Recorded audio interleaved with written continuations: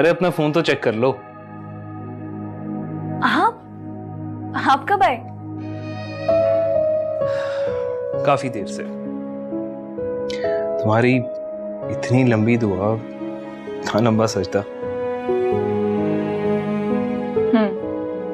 बस ऐसी ही होती मेरी दुआएं और सजदे। और क्या तुम्हारी दुआओं की इस लिस्ट में मैं भी शामिल हूँ? कैसी बातें कर रहे हैं आप? जाहिर सी बात है। और कौन कौन शामिल है? वो सारे लोग जो मेरी जिंदगी का हिस्सा हैं।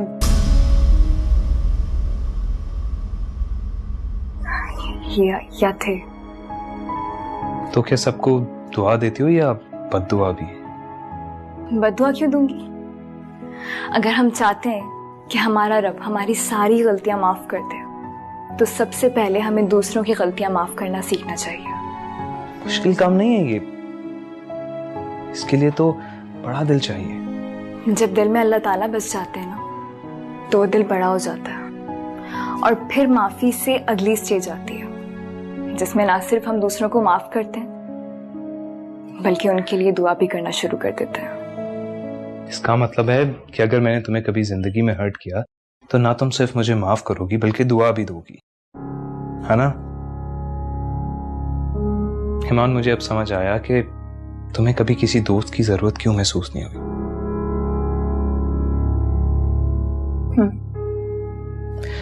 तुम्हारी तो तन्हाई इतनी मसरूफ है कि तुम्हें किसी की जरूरत नहीं। कभी कभी तो मुझे लगता है कि तुम्हारे पास मेरे लिए भी वक्त नहीं है। हाँ, वैसी बात बिल्कुल भी नहीं है। इस वक्त इस दुनिया में अपने रब के बाद मेरे लिए सबसे ज्यादा अहम आप भी हैं, और मेरे सबसे ज्यादा करीब भी आप हैं। हाँ, जब अपने रब से बातें चल रही होती हैं तो दुनिया की होश नहीं रहती। लेकिन मुझे तो हर वक्त तुम्हारी जरूरत महसूस होती है। मुझे भी अपने जैसा बना दो। क्या ये मुमकिन है ईमान? क्यों नहीं? हर इंसान अपने रब से अपना ताल्लुक इसी तरह मजबूत कर सकता है। बस उस रब की बनाई हुई मखलूक को अगर आपकी वजह से कोई तकलीफ नहीं पहुंच रही और आप उनके लिए आसानियां पैदा कर रहे हो, तो समझें कि आपके रब से आपका ताल्लुक बिल्कुल पक्का।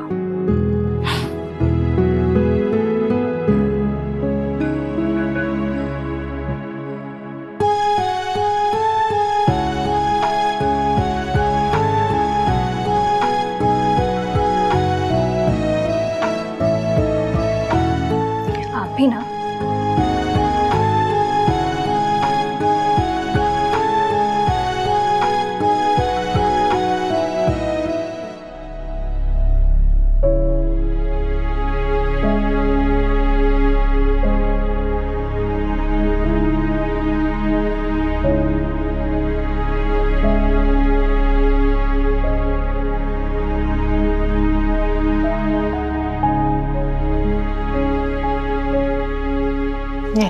दवाई खा लो।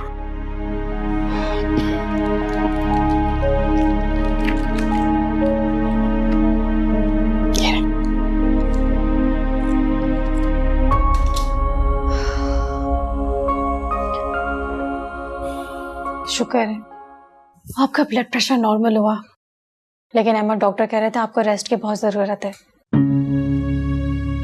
सच पूछो तो फौजिया, मेरे दिल पर बहुत बोझ है और उसे हल्का करने की जरूरत है। कैसा बोझ?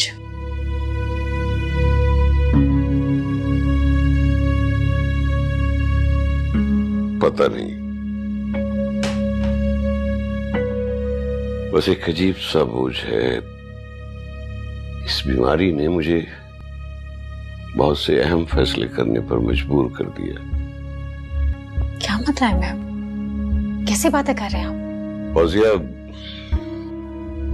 मैंने सोचा है कि मैं अपनी प्रॉपर्टी में से आधा हिस्सा किसी फाउंडेशन को दे दूं।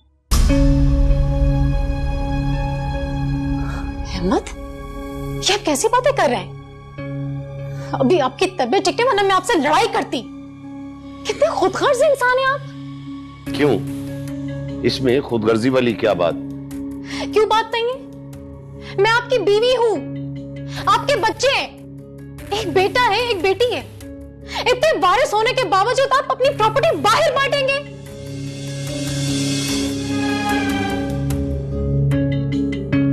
हेमा, मेरा ये मतलब नहीं है। मैं ये थोड़ी कह रही हूँ कि अभी से आप अपनी प्रॉपर्टी में से हमें हिस्सा दे दें। अल्लाह आपका साया हमारे सरों पर सलामत रखे, आपको लंबी जिंदगी दे, लेकिन आपके बाद हमारा है ही कौन? देखो फौजिया, पहली बात तो यह है कि मैंने अपनी सारी प्रॉपर्टी देने की बात नहीं की, और दूसरी बात यह है कि अगर अल्लाह ने हमें हद से ज्यादा दौलत से नवाजा है तो उसमें से आधी दौलत अल्लाह की राह में डोनेट कर दी जाए तो इसमें हर्ज क्या है? मेरे इस फैसले पर खुश होने की बजाय तो मुझे डिस्करेज कर रही हो। बहुत अफसोस है तुम पर, क्योंकि आपका ये फैसला निहायत अहमकाना है। ठीक है, अल्लाह की राह में देना चाहिए और आप देते भी हैं, बस इतना काफी है। और अब ये तो नहीं ना कि अपनी जायदाद में से आधा हिस्सा ही बाहर बांट दें। देखो, ये मेरी जायदाद है और मेरी मर्जी है कि ये जायदाद मैं किसके नाम करता हूं और किसके नाम नहीं करता। और अगर अपनों में हिस्सा बांटने की बात है तो इस जायदाद पर सबसे पहला हक मेरी बेटी ईमान का बनता है। अगर वो आज पलटकर एक बार भी मुझसे माफी मांग ले तो शायद मैं उसे माफ कर दूं, मगर न जाने क्यों वो उससे रूठ सी गई है हमेशा के लिए। मैंने बहुत ज्यादती की उसे घर से निकालकर। वो जो भी थी, जैसी भी थी, मेरी सगी औलाद थी, और इस बात का एहसास वक्त गुजरने के साथ साथ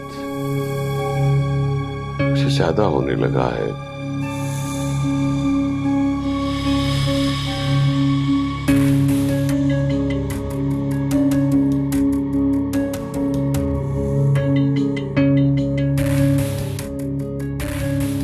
तो ईमान के लिए तुम्हारे दिल में पैदा होने वाला ये नरम गोशा खत्म करना ही पड़ेगा।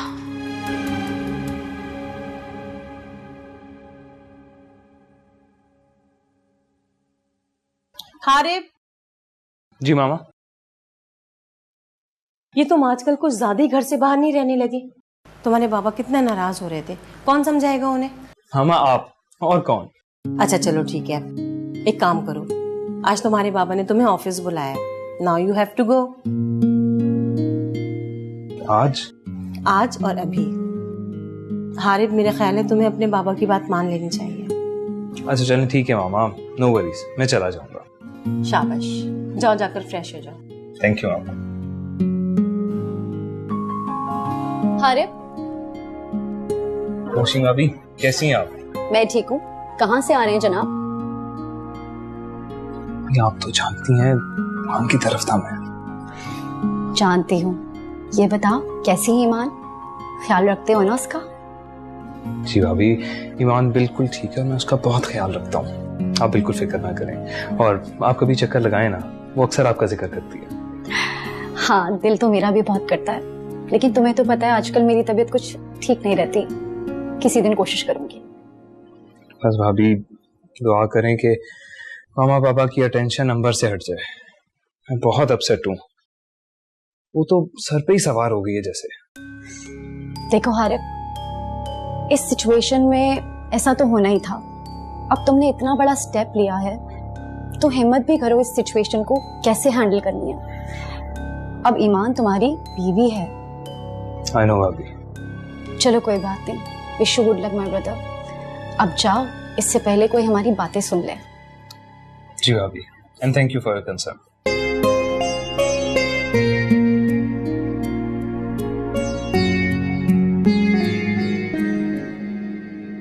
हाँ, क्या रिपोर्ट है? सर, वो गाड़ी हारिब समदानी नामी लड़के की है, डिफेंस में रहता है और बाप जमान ग्रुप ऑफ कंपनीज का सीईओ है। और वो लड़की, उसका क्या ताल्लुक है उस लड़के के साथ? अभी तो ये मालूम नहीं हो सका, लेकिन खैर आप फिक्र न करें, बहुत जल्द मालूम हो जाएगा। ठीक है, पता करवाओ कि मामला क्या है। ठीक है।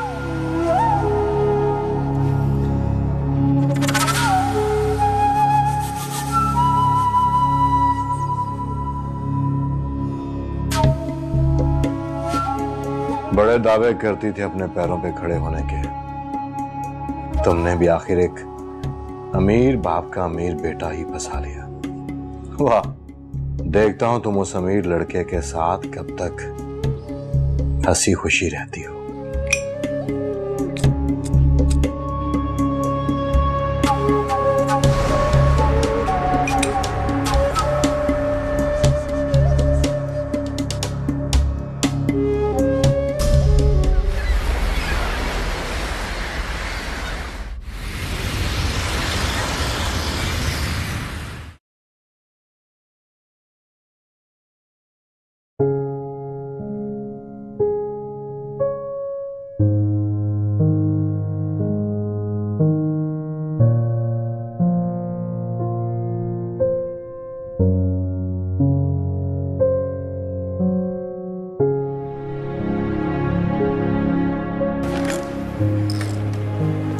अस्सलाम वालेकुम पापा। वालेकुम सलाम। हेलो जेंटलमैन, तो फाइनली तुम हमारे ऑफिस तशरीफ ले गए। Have a seat. Thank you. Hi Amber. Hello Arif, how are you? I am pretty good. देखो जमान, आखिर में इसे ले ही आया। ऐसे कैसे हो सकता है कि ये मेरी बात डाले? कॉफी? Oh yes sure.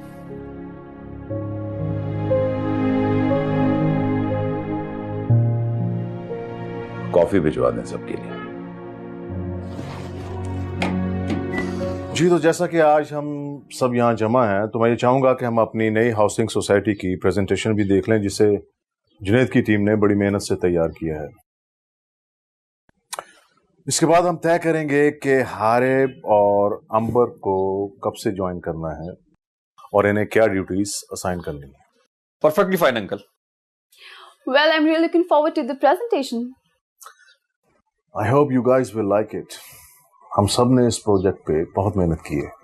बिल्कुल, हमने दिन रात एक करके इस पे काम किया और अब तो हमारे 2 टैलेंटेड बच्चे इस प्रोजेक्ट का हिस्सा बनने जा रहे हैं। आई एम श्योर के काम आगे और भी स्मूथ होगा। बिल्कुल, आई एम 100% श्योर। ओके, तो फिर चले प्रेजेंटेशन देखने। चल।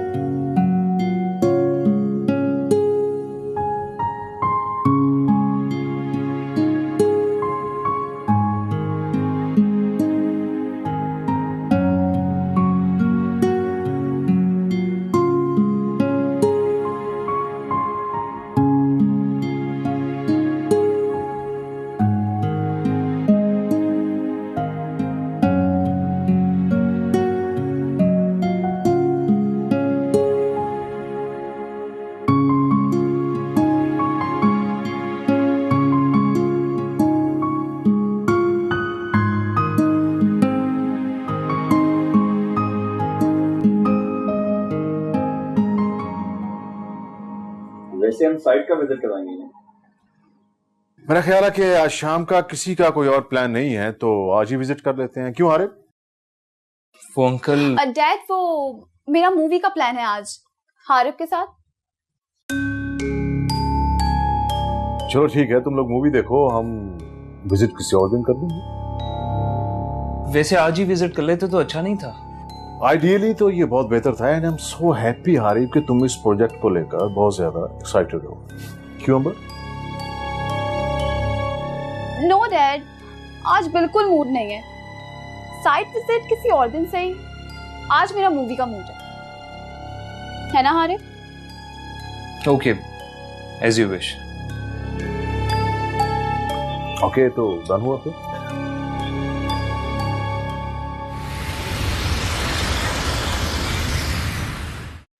थी ना movie, I like the ending. हाँ ठीक थी, वैसे एंड पे हुआ क्या था? इंटरेस्ट लेके देखते तो पता चलता ना। Forget it. Anyway, मुझे तो बहुत अच्छा लग रहा है, इतने अरसे बाद हम दोनों साथ हैं, है ना? हाँ अच्छा लग रहा है।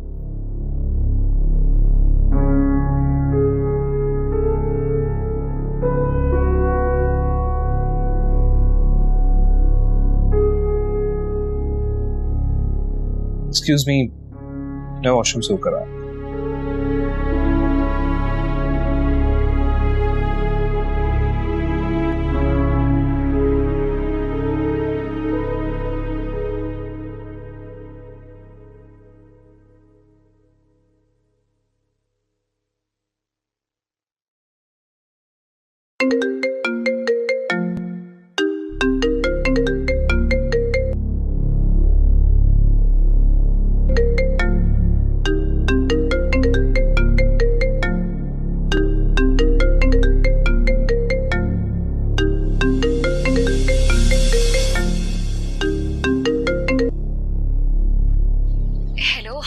क्या हुआ? मेरी कॉल क्यों अटेंड नहीं कर रहे थे आप? आप कौन? आप कौन बात कर रही हैं? जी वो मैं हारिब की क्लास फेलो बात कर रही हूँ। उनसे कुछ नोट्स डिस्कस करने थे मुझे। क्या मेरी हारिब से बात हो सकती है? फिलहाल तो हारिब यहाँ नहीं है, वो आता है तो बता दूंगी। वैसे आप कौन बात कर रही हैं? मैं हारिब की फैमिली फ्रेंड हूँ।